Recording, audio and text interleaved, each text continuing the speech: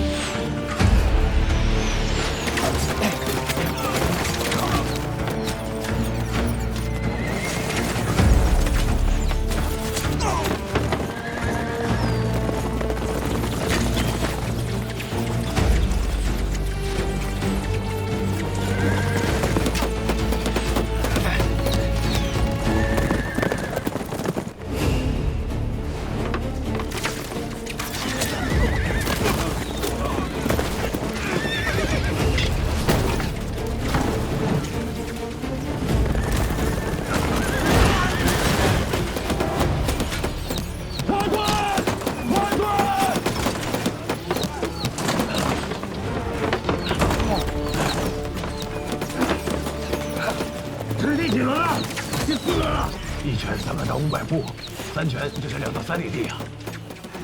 你大早瓦砾撞得很，跑了个10来里也没打紧啊！那就在这里跟他10圈，通知各指挥，提前半个时辰放饭。是。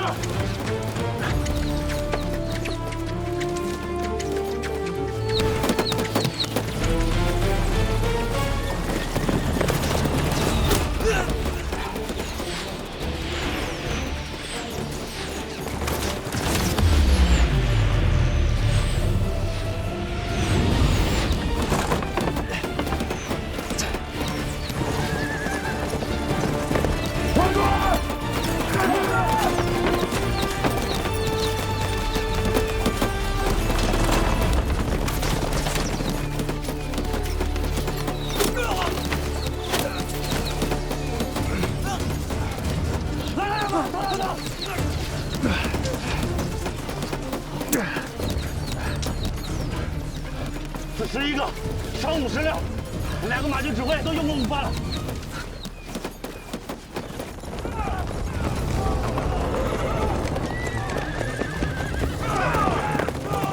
第10圈了。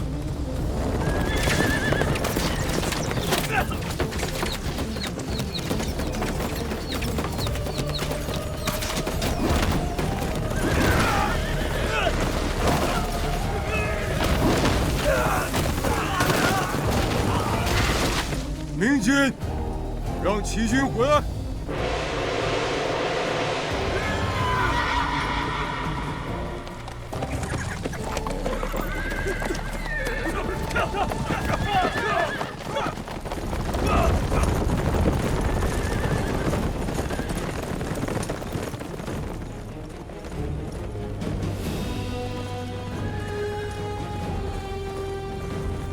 长官。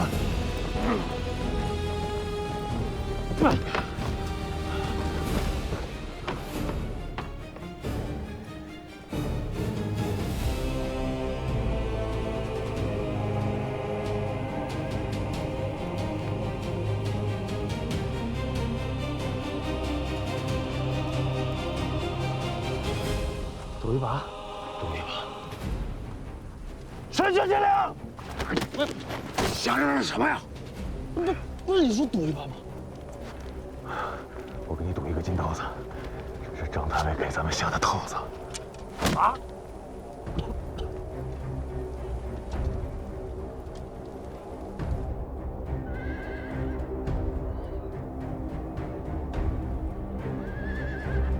这手下倒是个有眼色。张太尉这番扭捏打扮，却遇到一个不解风情的憨郎君。男人将领法度森严，今日打不成了。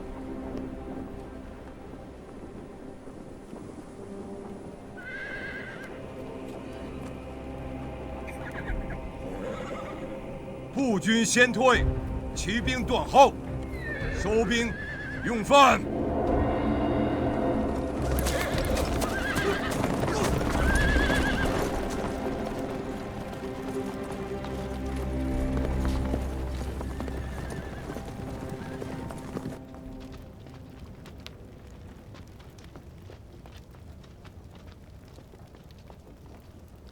太尉，令郎此番错置，颇具大将风范啊！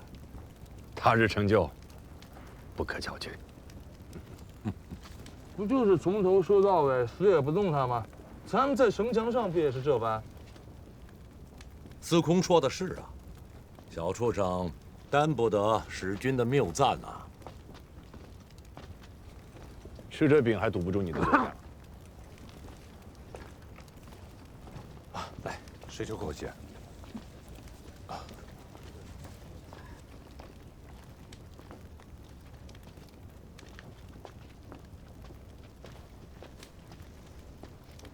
再给我一碗。要不是我当时及时拿盾挡住，他又得中一箭。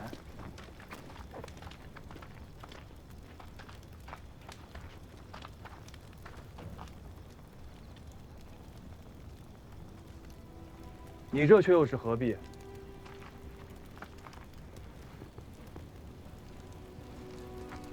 何必？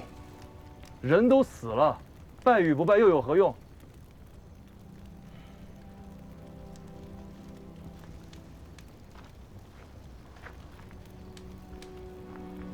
因为他本不该死。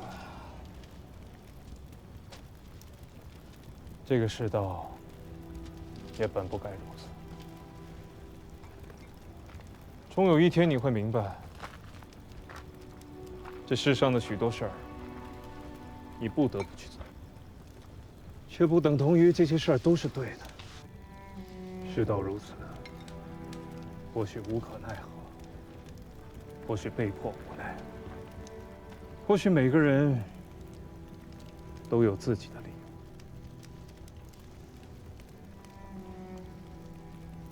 可是非总该是要有的。不管旁人如何说，如何看，自家心里一定要知道，这是错的。可世道的错，也是错。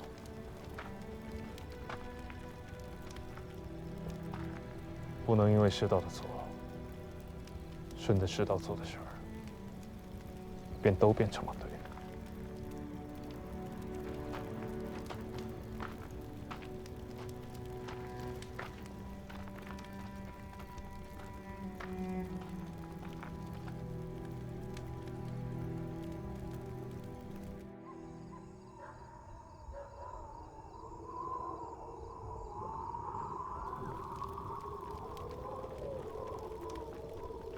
什么人？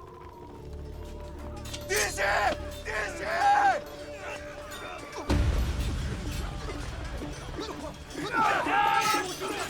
怎么了？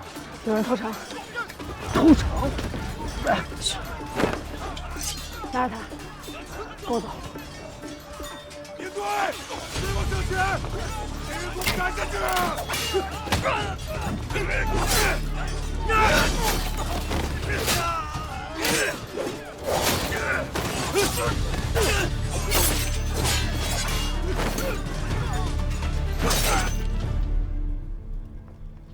应该是从西面绕过来的，否则纵然是走路，咱们应该也能听得见。夜里行军，不能骑马，但他们却得带着马来，否则一旦失机，他们想逃都逃不了。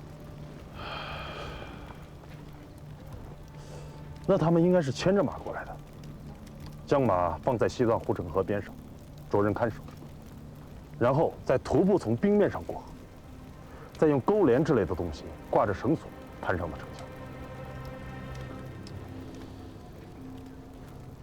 这样，我带一个骑兵指挥出去，从西面兜个圈子绕回来，将他们的马全杀了。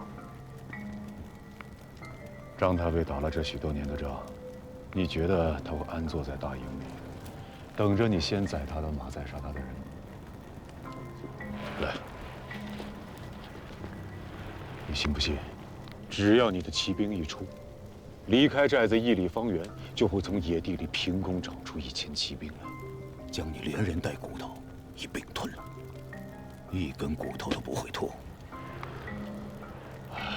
这么大的城池，就算他趁着夜色送上去100来颗人头，又能记得什么事？再者说了，10000人以上的大军调动，火把都没点上几根，这夜下的兵如何能够夜间视物又不乱阵脚？依我看，张太尉此番布置，不是为了投诚，是为了撬开咱们的城门。咱们现在就是张太尉喉咙里的一根刺，不把咱们给拔了，他是没法安心攻城的。不就是个破寨子吗？啊，也知得太尉如此殚精竭虑，为了拽那寨中守将出来，将5000骑兵派到南面去设伏不说，将自己的亲卫孝杰都放到城楼上做了饵，本钱不可谓不大呀。不过，这寨中守将竟是个属团鱼的，连头都不肯伸出来呀！京师之中，何时出这等人物？来了有料，下不得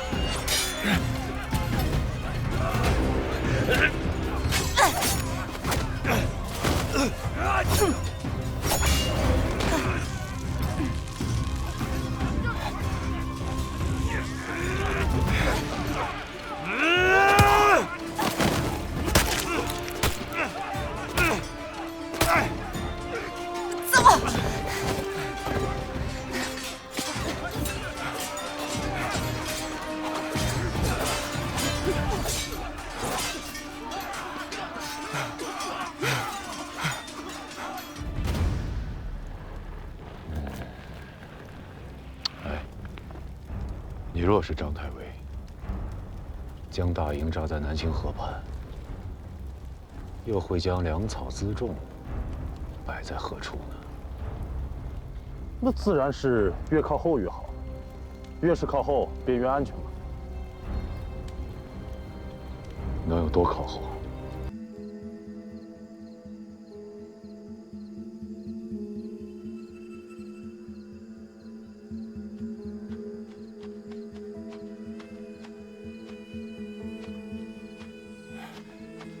承旨已探查清楚，粮草就在此寨后方。传令下去，大火点着之后，不许恋战，速速撤离，除非碰到老胆的、丧胆的，给我往死里砍！好。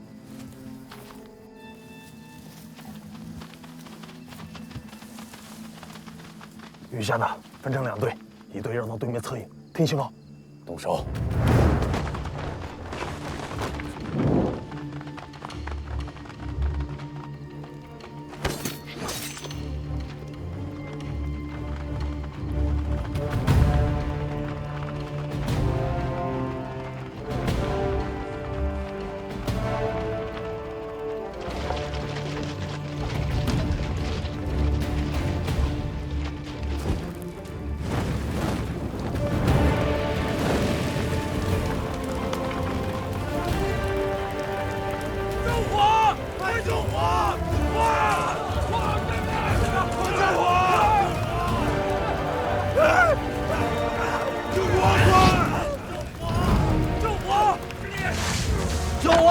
火！救火！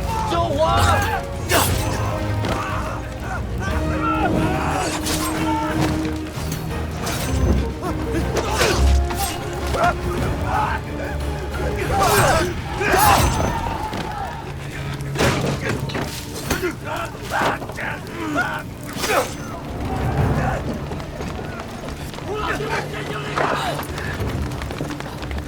大佬，这手术也有2个指挥啊，还有劈了甲的，退吧。不急，把力使了，随我去拿了那条大鱼。走，嘿，跟着大佬冲！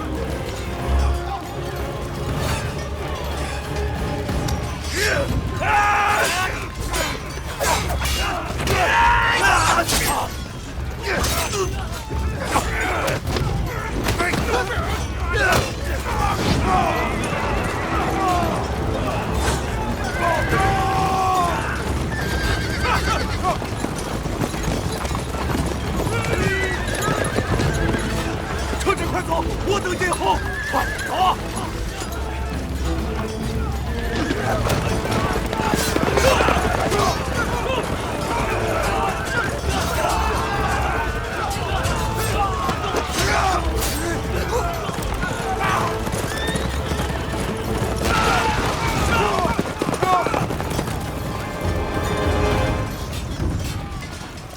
尔等男人甚是无趣，难怪杰里大夫不愿意陪你在这儿熬着，早早的回南再睡觉去了。嗯，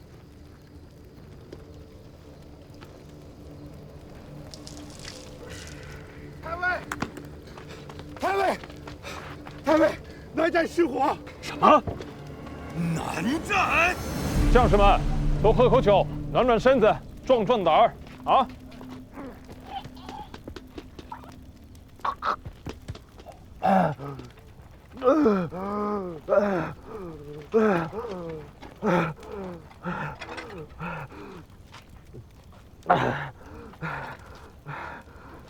喝酒吗？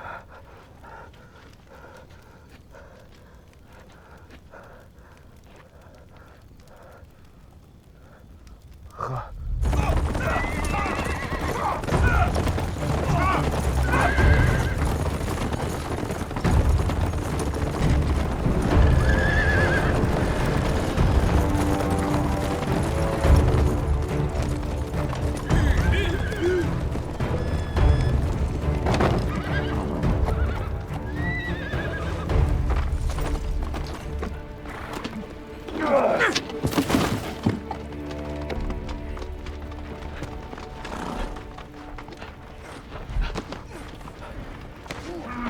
启禀主帅，末将率18支会自营后出寨向东，绕过阴山，沿南清河向西折，焚毁了瘴匿屯粮的南寨。你的18指挥，只剩下你身后这些人马了吗？而让我们以命相护，助我生擒契丹御史大夫耶律杰里，换张东西。小畜生，用兵之道，守在池中。可是你一贯的行险赌命，自己献了便也罢了，却要折了我骑兵指挥，坏了我守城大计。你有几个脑袋？我要治罪，滚下去带队！那。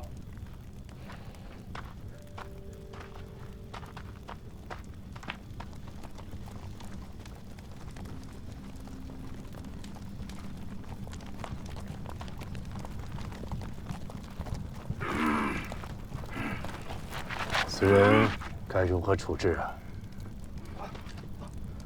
他是契丹贵族，除了令公，谁敢处置？我会亲自押解他进宫的。带下去。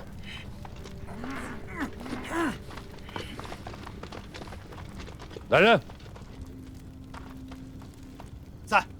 这次多亏了大郎，给他撕一条羊腿，端一盆热汤过去。诺。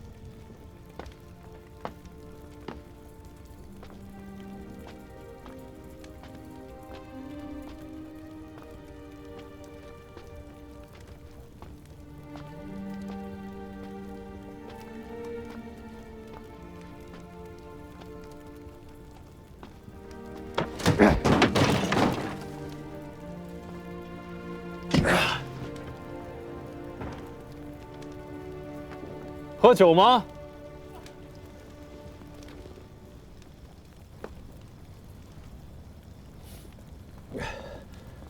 痛快。赵匡胤，字元老，正是在下。国荣，字俊贵。郭太尉家的千里马，耳朵都听出茧子来了。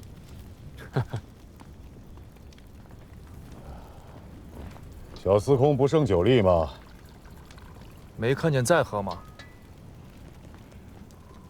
司空就是司空，喝起酒来也是1分3厘以上的计较啊！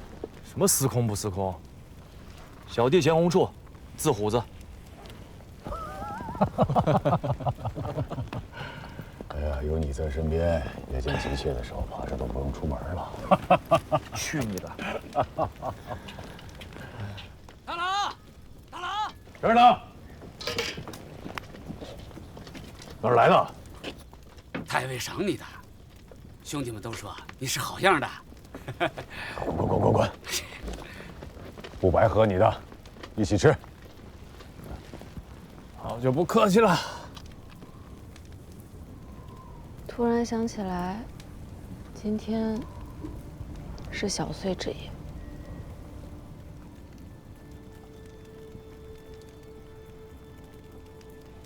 10年前的小岁，父王问我：“此生何所愿？”我那时好玩，当着一众哥哥的面说：“我要出海，我想去看看《山海经》里的鲲鹏，到底是个什么样子。”天下的阿弟都一个样，心里明明开心的紧，嘴里却恨不得把你给剁了。我10岁那年，也是小岁，阿爹问我长大以后要干什么，我说：万军之中，临敌能陷阵，成未获之功，于愿足矣。当夜便是一顿好打。你呢？你想要什么？问你话呢。没有。真无趣。早知你如此扭捏不爽利，当日便不救你了。生在这个世道里，想要什么，似乎都不对。我记得去年的小岁，我正好在晋阳。当时我父亲心绪不佳，而家中的弟弟妹妹年纪太小，只能我带众人去问父亲。小岁当问来年夜，父亲平素简约，在军中颇有威望，却始终不得拜见朕。父亲心中可有所憾。郭太尉怎么说？他说：“高绝后路，无足论。此生若能复饮太平年下的一杯热酒，于愿足矣。”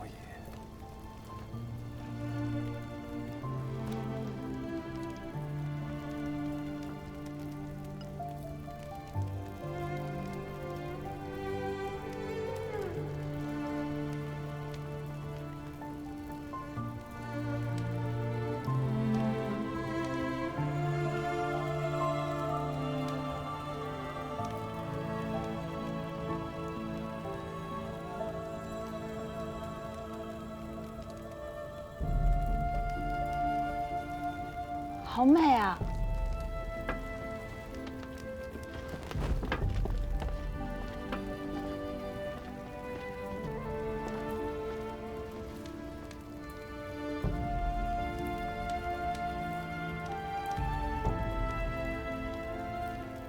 再煊赫的盛世，也终有落日；再不堪的乱世，也终会迎来日出。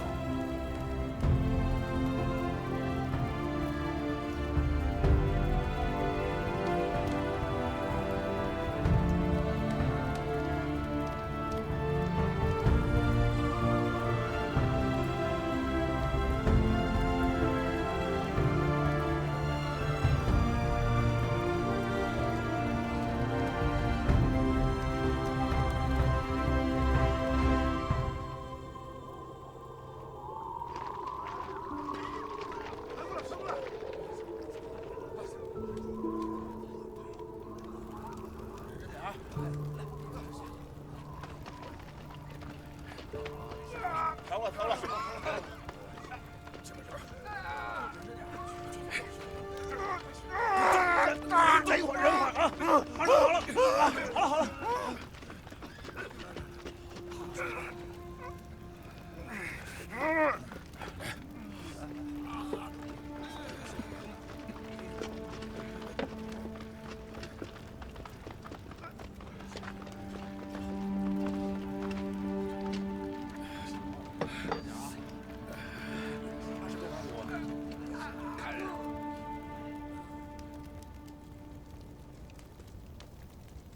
第10日了，只怕过了这个冬天，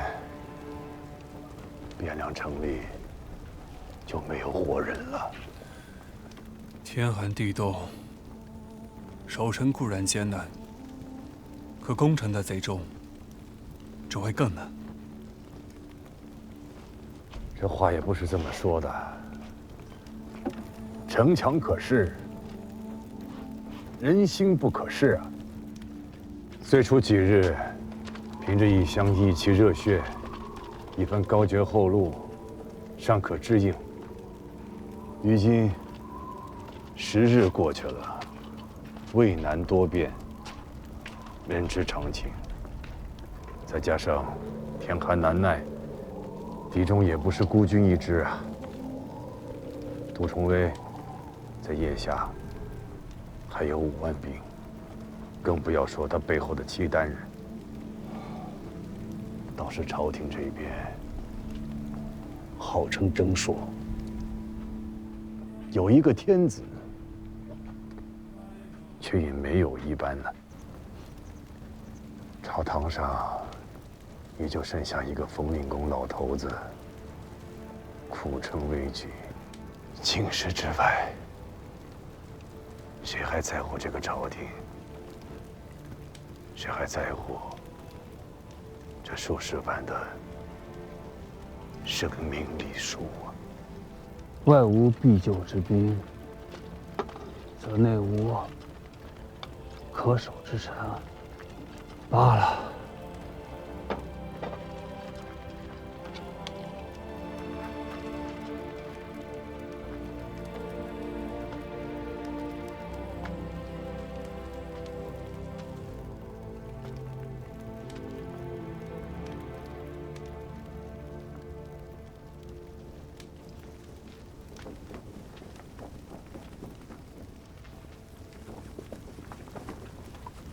守了10日了，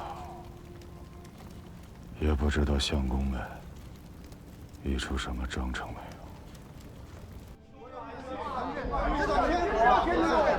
不能议和呀，一定要坚守，不能比以死相守，对吧？我等必将以死相许，哪有？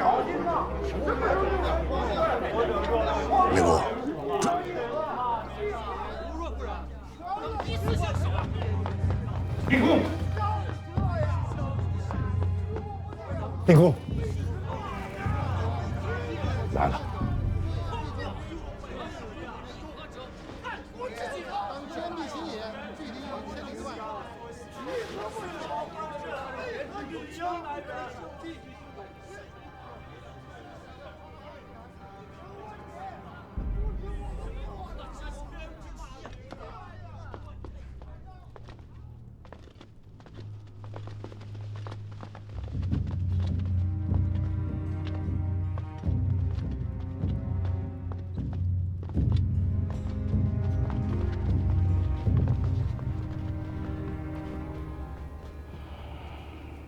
文肃，令公。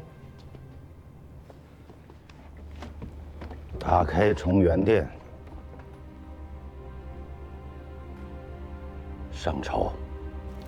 看来今日这无仗可打了。回去冯令公复命吧。你说什么？整肃兵马，撤回到皇城里。撤回去？那这城呢？不守了？当日令公颁下的军命，便是守城10日。如今10日已满，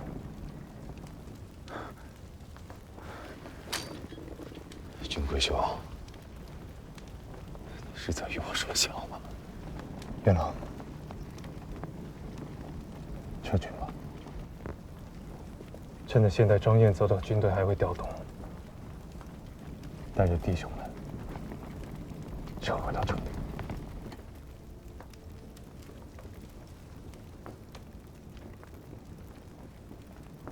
浴血11日，死了的、活着的，都是好汉子。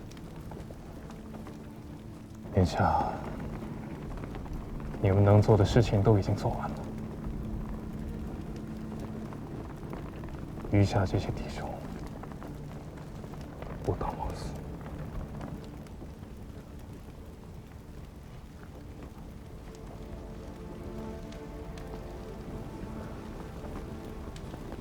枉死！守城那一日，副帅给了我18个指挥，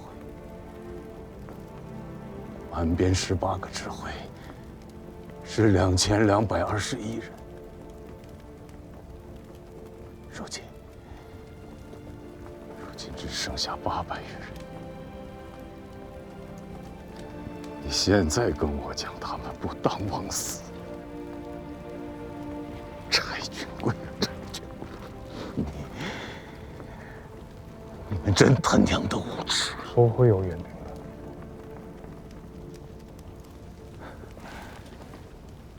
我知道。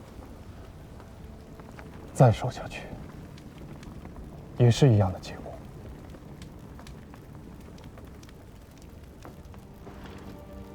我知道，没有副帅的将令，此地便是某等葬身之处。太尉有令，全军撤回成功！太尉有令，全军撤回成功！太尉有令，全军撤回成功！太尉有令，全军撤回成功！大郎，咱就这么走了？娘的，怎么这么窝囊？再打也打不动了。撤啊！那一开始就别让我来呀！行了。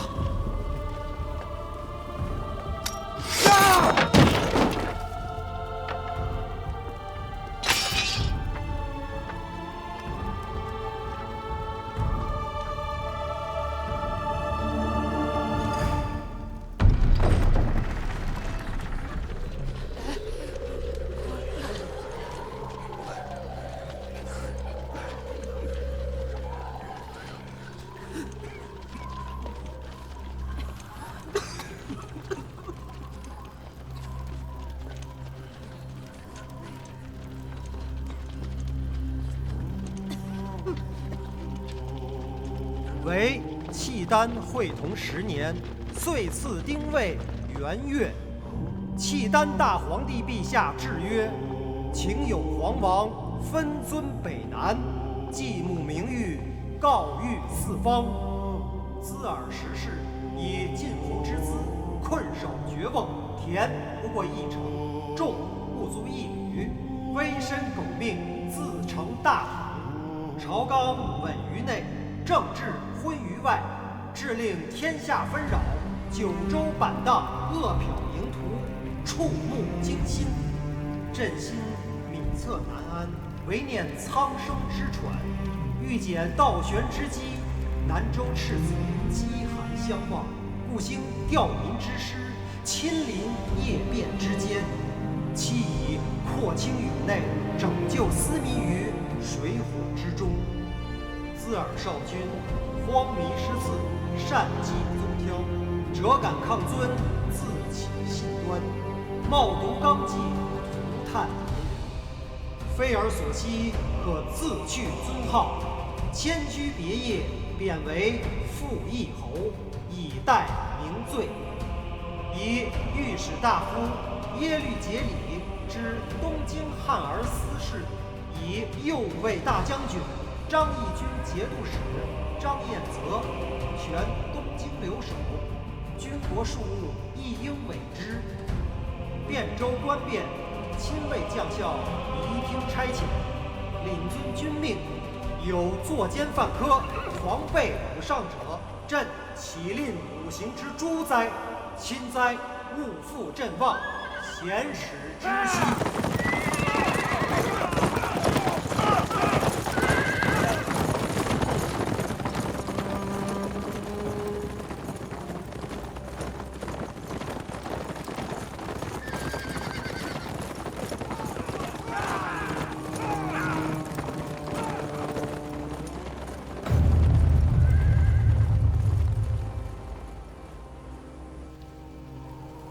这变完了吗？这已是最好的结果了。我不明白。没有援兵，京师终归是守不住的。既如此，10日之前又是何必？为了一个体面，死了那么多人，就为了这样一个体面，值得吗？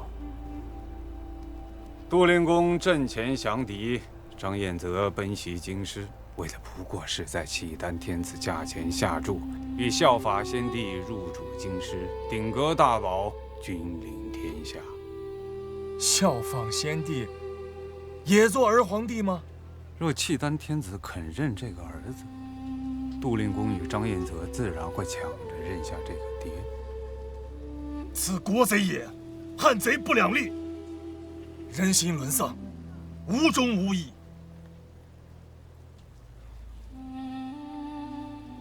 在胜负面前，世人大多都会选择胜，而抛弃义。苍生社稷，忠孝节义，难道不是最无价的吗？这世上啊，真正无价的东西必是有的，只不过在这朝廷的大殿之上，任何东西都必然是有价格的，不能以价格相问的东西，根本不会出现在这朝堂之上。你若不算，你便不配站在这里。令公和相公，是想看看如今这天下究竟有谁肯在大势已去的朝廷身上下注？北国势大，中原衰微，在大多数人眼中，胜负已定。若让尊兄来选，是压朝廷，还是压契丹呢？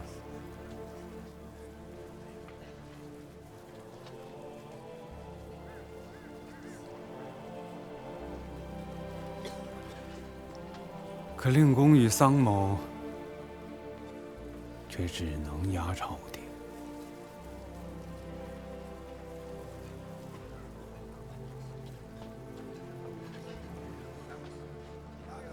这10日之战，便是要告诉天下人，在此人心背离之际，依然还有人在压朝廷。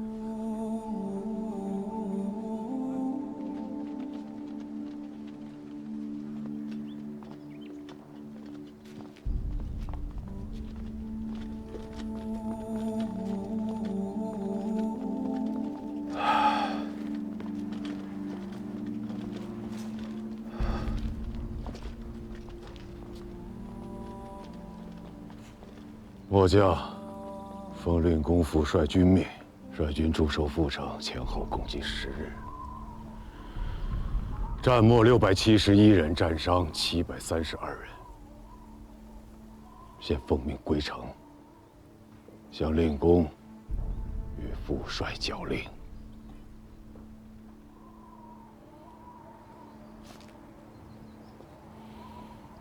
该做的事情，能做的事情，都做完了，去老夫府上把家人接回去吧。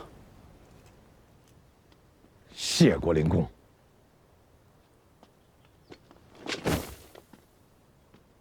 末将殿前承旨，侍卫秦军第18指挥，中书门下堂后侍卫秦从官，待遇器械赵匡胤。恳请令公顾念军心，体恤褒奖战没战伤和有功士卒。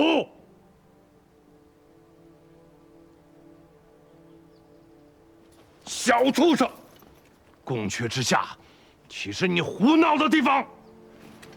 令公，全子无状。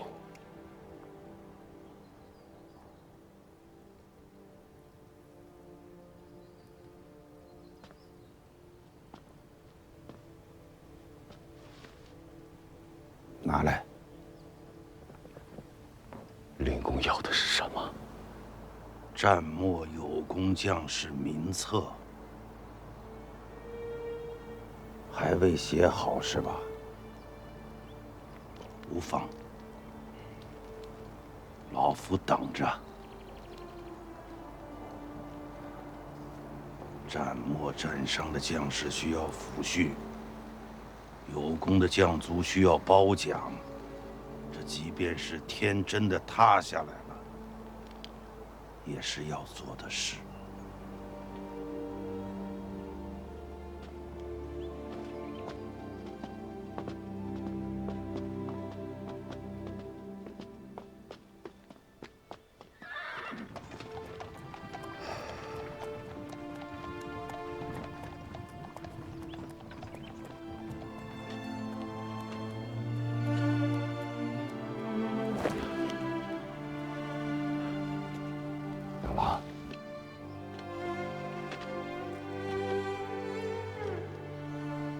即刻带几人前去令公府上，把你娘和你弟弟接回家吧。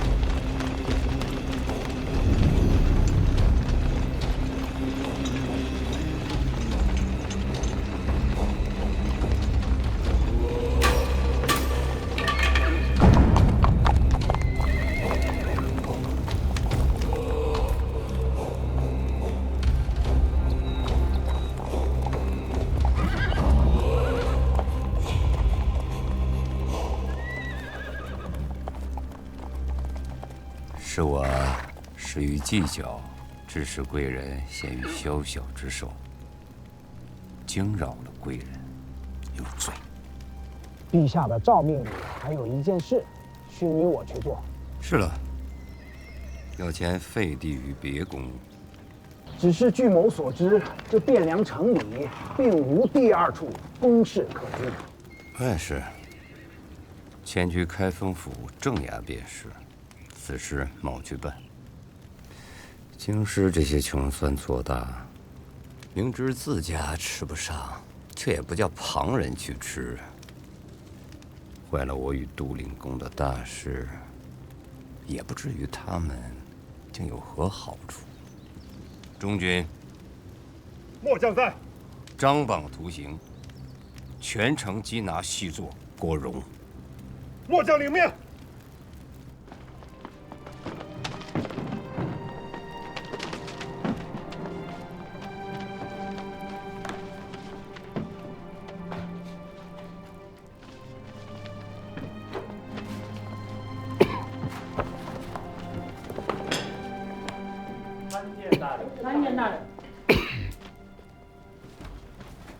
下官吕应参见上官。下官见过相公。相公驾临府衙，所谓何来？怎么？我不当来啊？相公说笑了。子平是清泰2年礼部侍第6名，我记得不错吧？正是。一榜进士寒窗10载，适合12年才做到了京师判官。乱世搓磨，也无过于此了。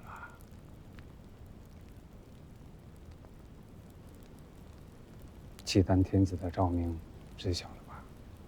学士院送来了藤卷，下官正在整理户籍填土账册，收拾印信案卷，待那位张太尉到来，方便移交。好，既然知晓了，那你听好。恭听相公君谕。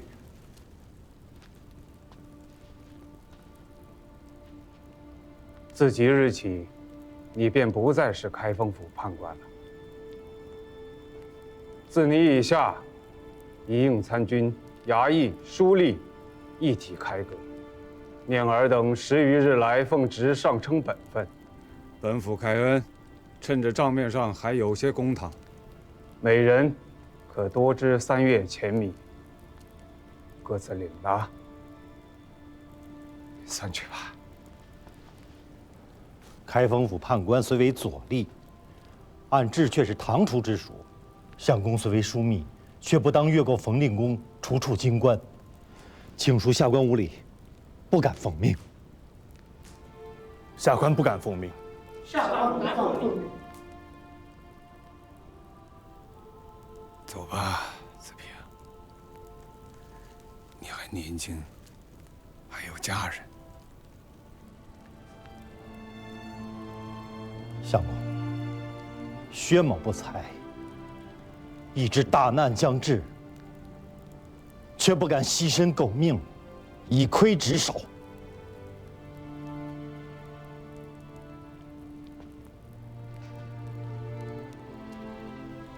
你想好了？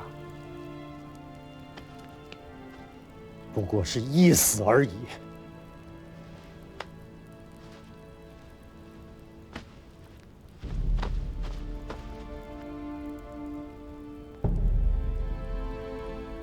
原不朝你，桑某才是大晋朝开封府尹。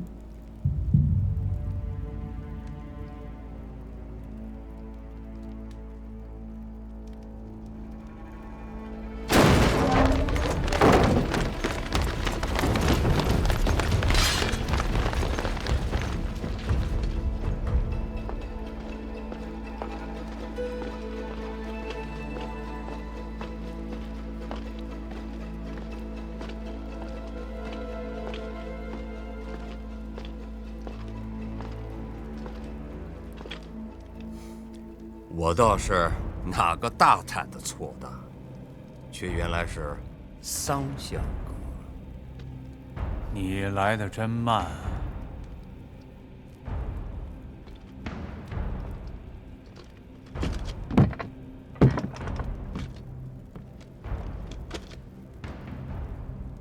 无礼！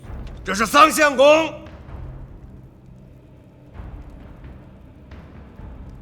我奉契丹天子诏命，接管开封府衙。桑相公，你素来是识时务，想必不会阻拦。我这个开封府尹还在，你接管不了。什么？不肯奉诏？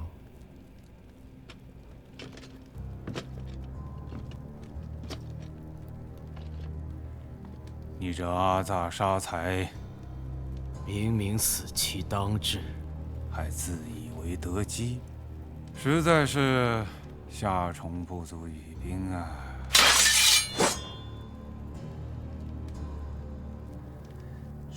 为你莫要给脸不要脸。桑某卖了燕云16州，宜修万户，而与杜重威卖了河北和京师30几个州郡，却又哪里来的脸面倒招给桑某？印信何在？砸了。户册与案卷呢？烧了。你这是得了失心疯，还是患了谭正迷了心窍？诸般筹谋，窥暗室，一番计算，总成空。桑某的路已然走完了，能以这条命堵住你和杜重威的路，也算是不亏。这条断头路，先帝能走通，杜重威却走不通，你更走不通，因为你是一个蠢货。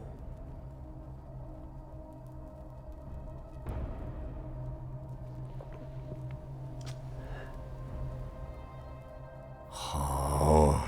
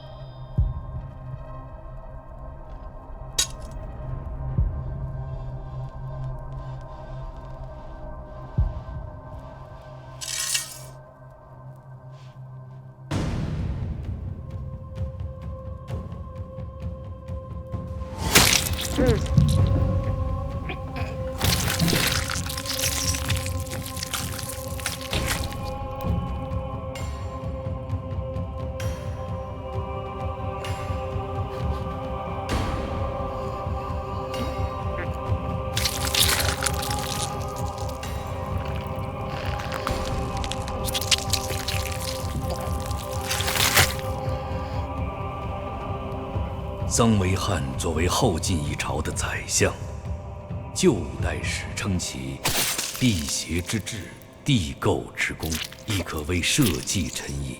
新五代史亦称灭唐而兴晋为汉之力也。其谋士之略、治政之能，也得到了时人的认可与推崇。然而，作为出卖燕云16州的直接责任人之一，也因此受到了后世儒家士大夫的严厉批判与鞭笞。明末清初学者王夫之在《读通鉴论》中态度鲜明地批判桑维汉曰：“祸及万世，则万世之罪人。”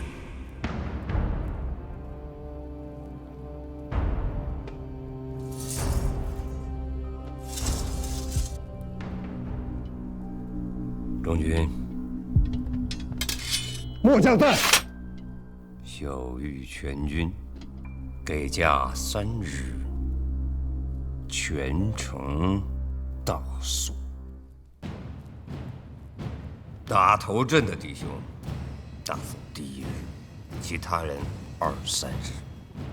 让弟兄们记好时辰，大后日晚间，须使各自归队。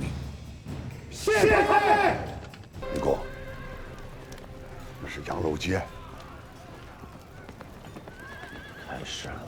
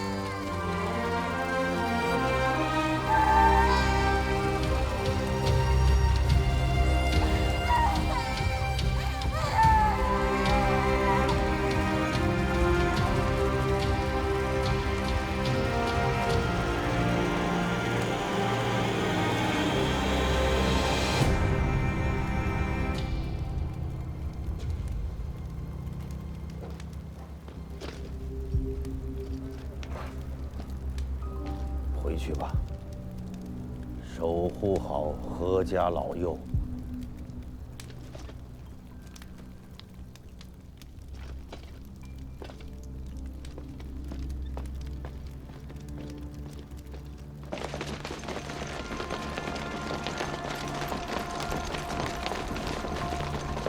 赵府，走。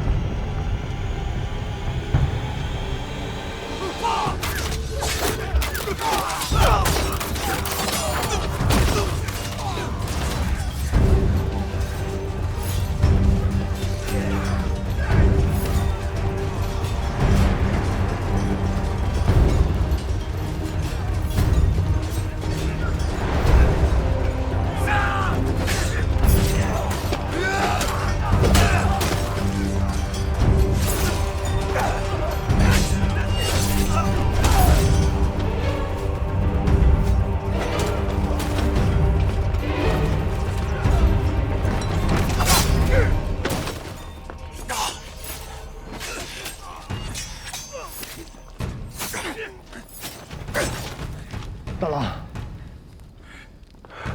把这些人都拖到后面的坑里，再打些水来，把地上的血冲洗干净。埋了吗？不急，这才是第一步，今夜还长。动手！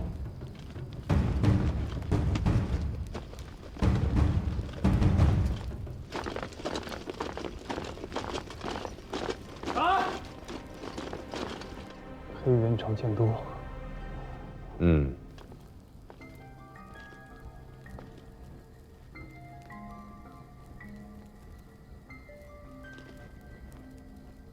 在。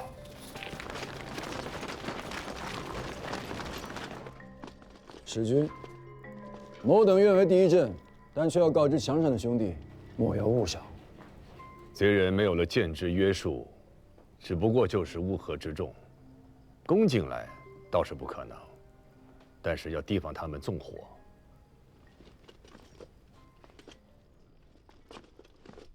这便是所谓的买卖吗？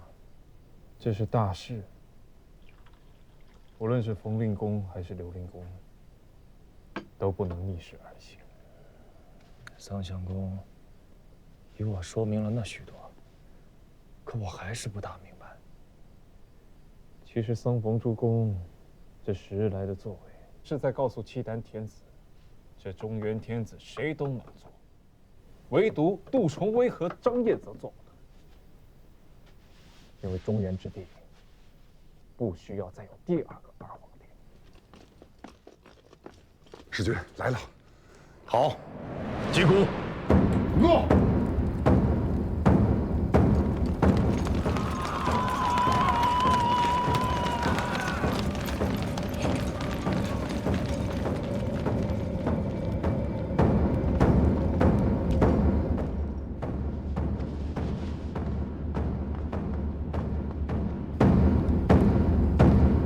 请带走！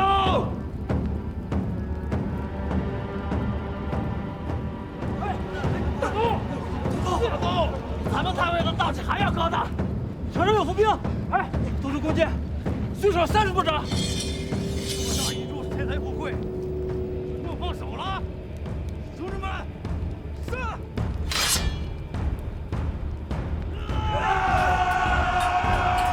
冷静点，再大的富贵。 你得能抓到手里才算数。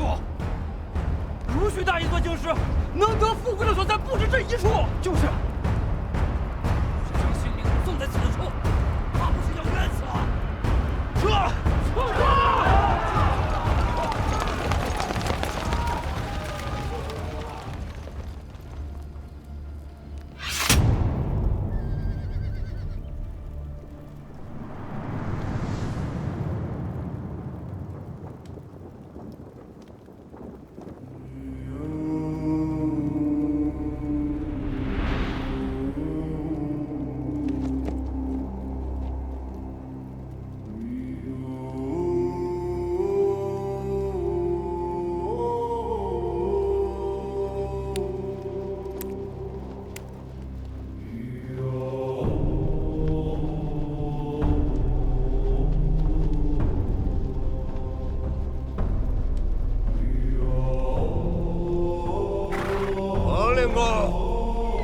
这是何意？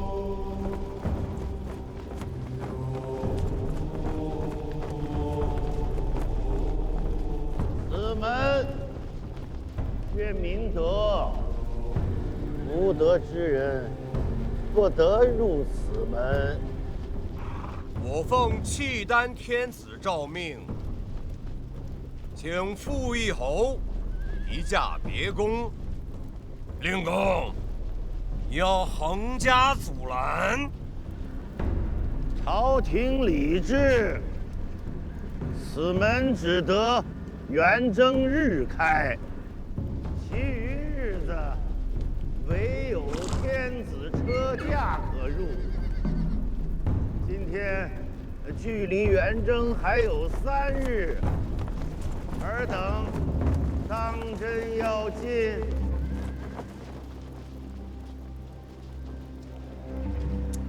哎，纵使此门不得入，义公之事势在必行，望冯公莫要忤逆抗旨，自然祸端。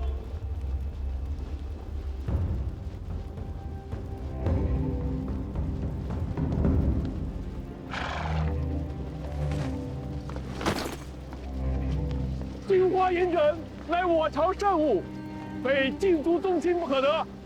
冯公如何得来？数载之前，出使上京，有人所赠。陛下所赐，还不快快下马！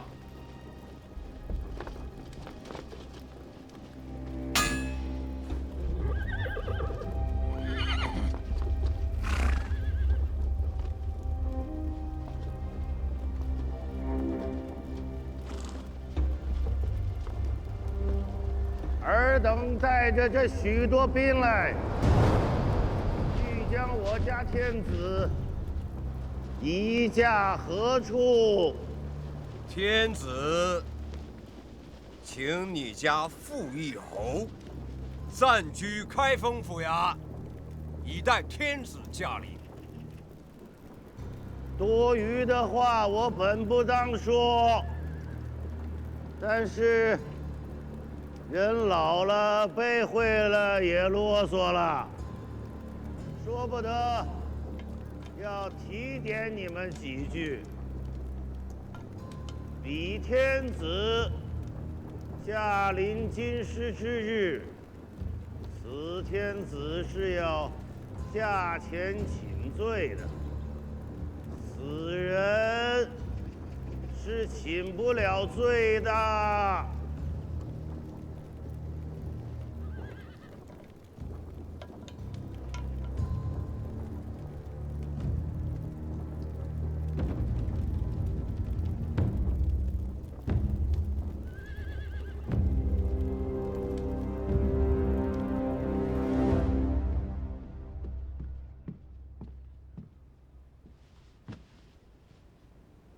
请官家更衣。侯爵是从3品，降沙符，通天冠，僭越了。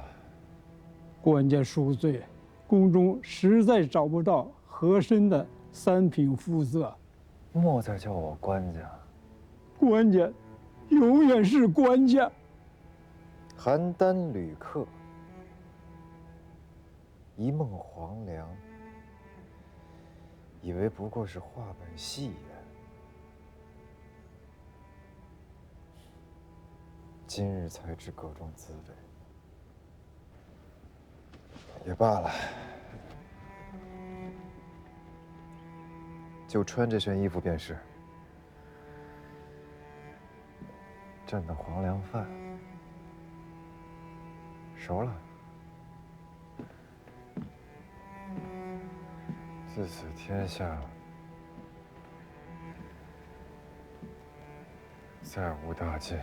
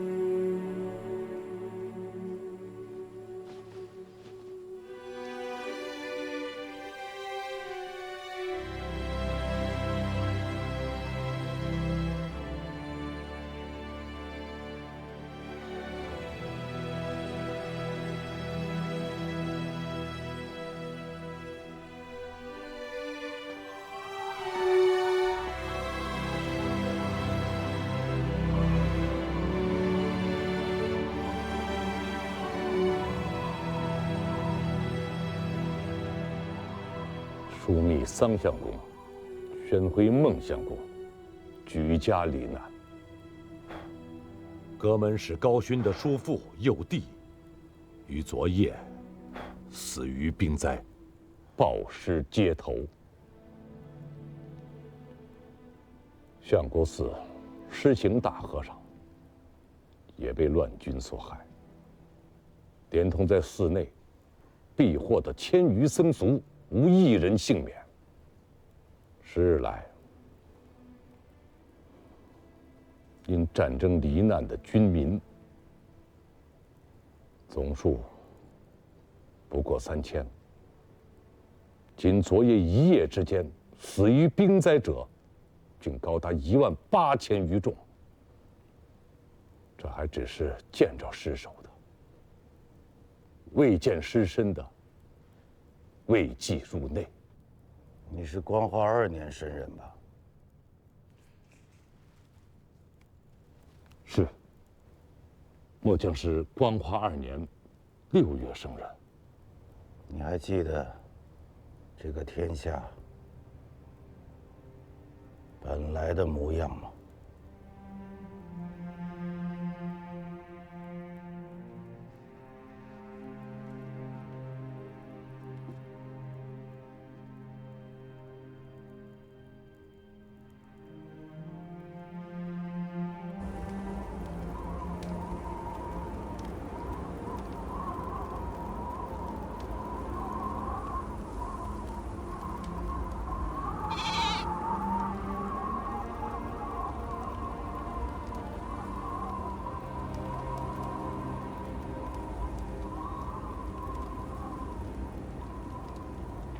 儿倚老卖老，咱们就这么由着他。此人惯会弄吃作态，释放了这许多天子，遂为3朝元老，谁也奈何不得他，可谓是不知死。此人与陛下有所旧议，唯有陛下可处置之。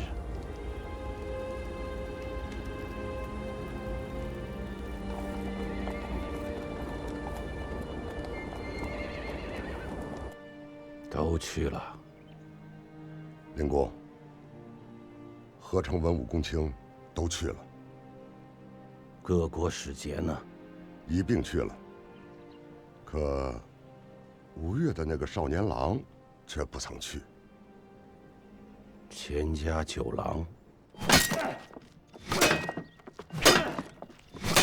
他这是疯了吗？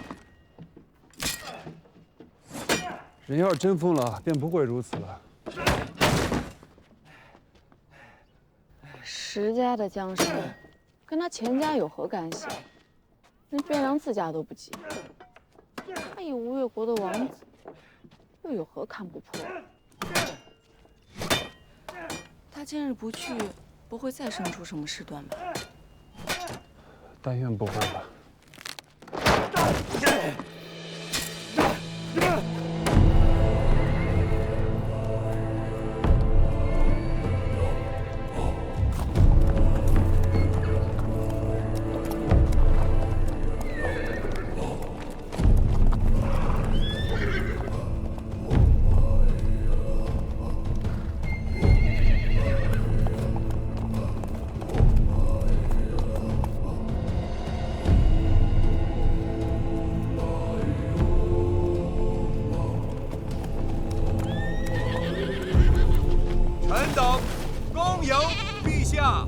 罪臣孙南重贵，恭迎温皇。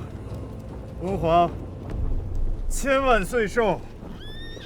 罪妇李氏恭迎父皇，父皇千万岁寿。臣恭迎陛下，陛下千万岁寿。令公何在？启奏陛下，南朝京师内6品以上文武悉在此恭迎陛下。朕没问谁来了，朕问的是谁没有来。太尉中书令燕国公冯道，显教司空吴越国内衙兵马都指挥使、大元帅府长书记钱弘处称病未治。冯令公朕是知道的，这钱弘处，朕未曾听过。吴越偏比小王，言之有辱陛下倾听。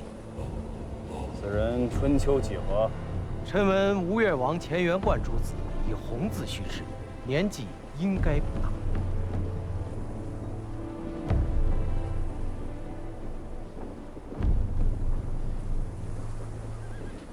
石重贵，如可知罪。孙楠神思混乱，行止悖逆，罪在不赦，夫为翁皇裁断。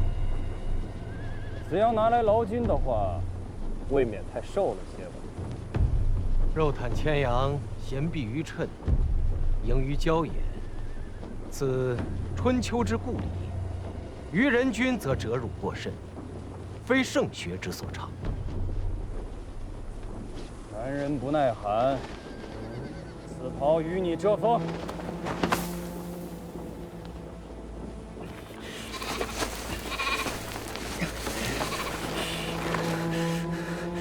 孙楠不孝，冒渎温皇天威，前罪未论，又蒙恩赏，罪臣惶恐无定，敏感五内。朕既然封了你做副议侯，便是赦免了你的罪责。毕竟有个祖孙的名分，你这做孙辈儿的不义，朕这做祖父的不能不仁。你又何必做此凄凉之态？难道以为朕是那苛酷雄猜之主吗？孙楠岂敢？孙楠叩谢温皇天恩。瓮城内已备好天子圣谕，恭请陛下法驾入城。正位大宁宫。蒙尘，朕观汴梁东北去城10里，有水绕丘，不知是何所在。启奏陛下，水曰曲水，丘曰赤冈。物欲何在？臣在。小邑诸部落、公帐、皮氏，冯令公乃是有大德的圣人，怕是以为咱们这些草原上的野人粗鄙，扰了他老人家的清静。既是如此，所有人听我命令，全军不得进城，今夜驻扎赤冈。是。